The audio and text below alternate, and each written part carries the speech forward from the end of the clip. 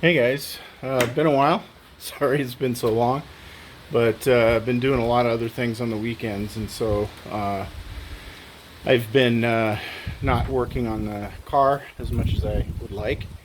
But I have done some things, and so we'll go ahead and show you what we've done. Um, First of all, we have been working mostly on the electrical system. That's not exciting video, so I haven't been really showing a lot of that going on. But we have got some of the systems working. So one of the things we've done is we've got the hazard lights working. They're pretty much in sync now, which is really nice, so that they don't flash funny and independently. But you know, maybe that's a feature. I don't know. So we got them working there, and then we can turn them off with bump from this guy here, which is really nice. We installed our Atoto, which I showed you, which is pretty cool because it can come up with any logo that you want when you turn it on. And we still have our little guy back here. We're gonna start setting that up with the right parameters that I want to see when I pull that over to do programming on the car. So stay tuned for that. In addition, we got the backup lights working, so you put it into reverse. There's a reverse switch on the transaxle, and so we went ahead and put that in, so that now that's working, which is great. We've done some work for the dash.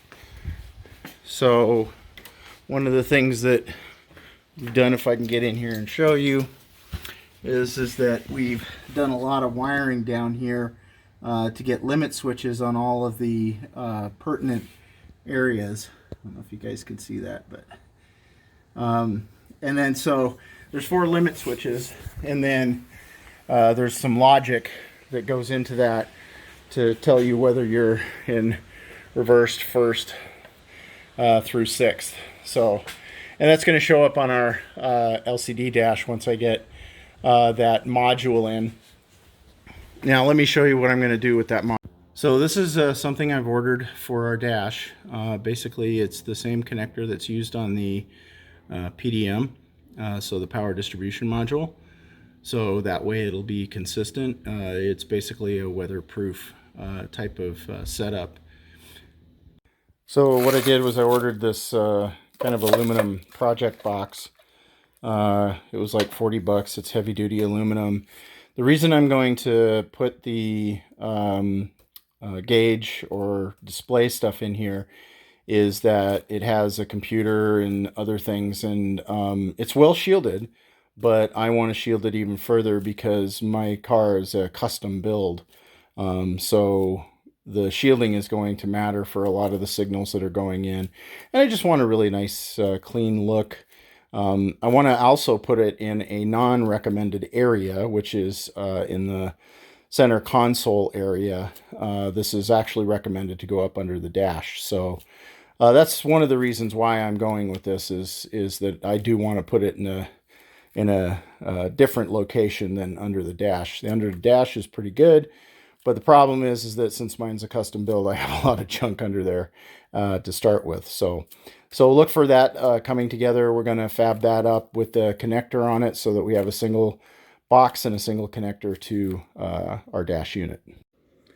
So something that I put out like a couple of years ago is finally going to be coming in. I was hoping to have this for the shows this year, but they were kind of all back ordered and stuff. So we're going to go ahead and get a set of wheels that looks like this. I love the red accents on them. So we'll get those in. We'll try them out on the car, and hopefully next time we'll show you basically how these look.